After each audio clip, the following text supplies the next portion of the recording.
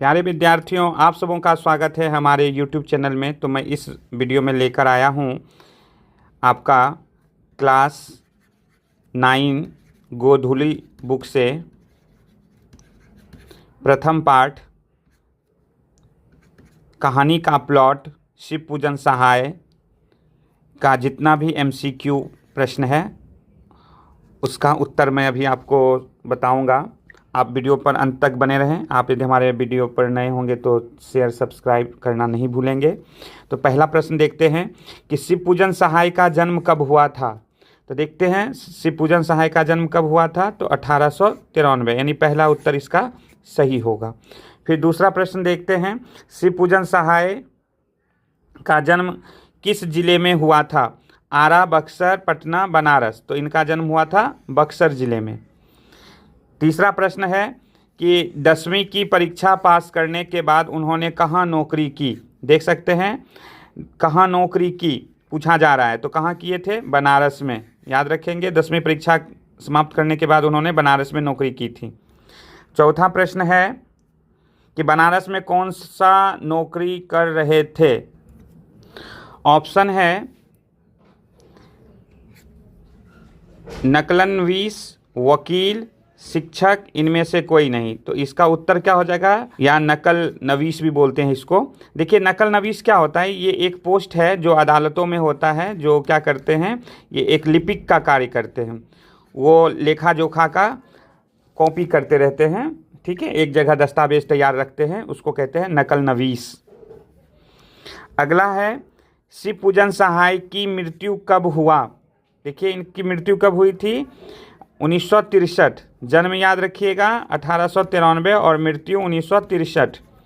छठा प्रश्न है, उनका एकमात्र उपन्यास कौन सा है। क्या पढ़े थे, देहाती दुनिया।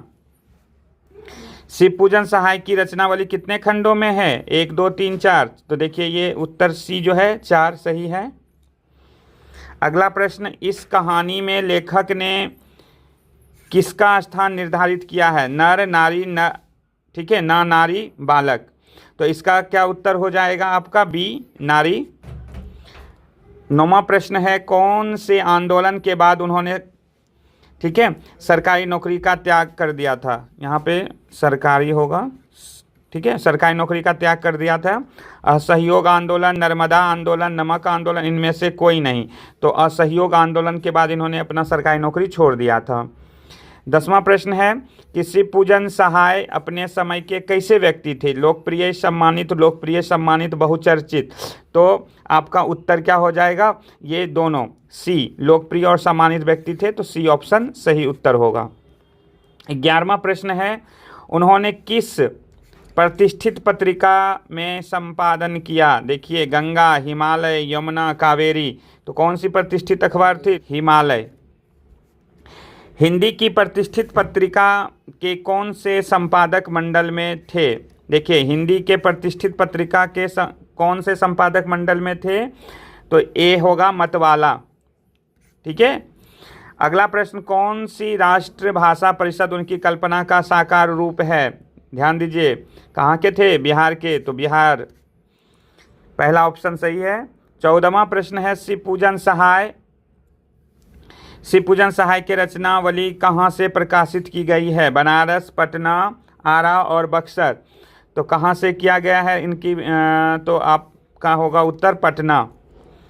15 में देखिए, अपने कौन से बेटे की पत्नी बनने का दुर्भाग्य स्वीकार करती है। अपने कौन से बेटे, कैसा बेटा था वो, सौतेला अपना बेटा, लेखक का बेटा। तो सौतेला बेटा। भगजोगनी के बारे में पूछा जा रहा है। कहानी का प्लॉट पाठ के लेखक कौन है। शिव पूजन सहाय, हजारी प्रसाद द्विवेदी। तो ये पाठ है शिव पूजन सहाय का। पहला उत्तर सही है। तिलक दहेज के ज़माने में किसको पैदा करना मूर्खता है। लड़का, लड़की, बेटा। तो लड़की, तिलक लड़की को देना पड़ता है ना, इसलिए ऐसा कहा गया है। 18वां प्रश्न है, मुंशी जी की पुत्री का नाम क्या था। भगजोगनी। पहला उत्तर सही है। 19वां प्रश्न है, दारोगा जी की कौन बारूद की पुड़िया थी। देखिए कौन बारूद की पुड़िया थी, तो घोड़ी। पहला उत्तर सही है। सुंदरता में भगजोगनी अंधेर घर की क्या थी? अंधेरे घर की क्या थी? तो दीपक थी, बहुत ही सुंदर थी। पहला उत्तर सही होगा। 21 में दारोगा जी के ज़माने में मुंशी जी खूब किस चित्र के दिए जलाया करते थे? क्या बोल रहे हैं? दारोगा जी के ज़माने में मुंशी जी खूब किस चित्र के दिए जलाया करते थे? तो घी के। प्रश्न का उत्तर होगा ए, घी के दिए जलाते थे। बहुत ही सुखी संपन्न थे दारोगा जी के समय में मुंशी जी। इस युग में क्या प्रबल हो रही है? अबला, तबला, ढोलक और वाद्य यंत्र। अबला हेल्पलेस नारी को कहा जाता है, और सहाय नारी को अबला कहा गया है। बुढ़ापे में मुंशी जी को क्या पैदा हो गई थी? बुढ़ापे में क्या पैदा हो गई थी? लड़की। पहला उत्तर सही है। अगला प्रश्न, थानेदार की कमाई और किसका तापना दोनों बराबर है? ए, फूस। थानेदार की कमाई बहुत होती है, इसलिए ऐसा कहा गया है। 25 शिव पूजन सहाय किस विषय के लेखक थे? किस विषय के थे? हिंदी, अंग्रेजी, हिंदी तथा साहित्य। तो आपका सी उत्तर हो जाएगा, हिंदी तथा साहित्य। तिलक, दहेज, क्रूरता का शिकार कौन हुआ? भगजोगनी, शिव पूजन सहाय, थानेदार। तो भगजोगनी हुई थी ना, बूढ़ा के साथ शादी कर दिया गया था। और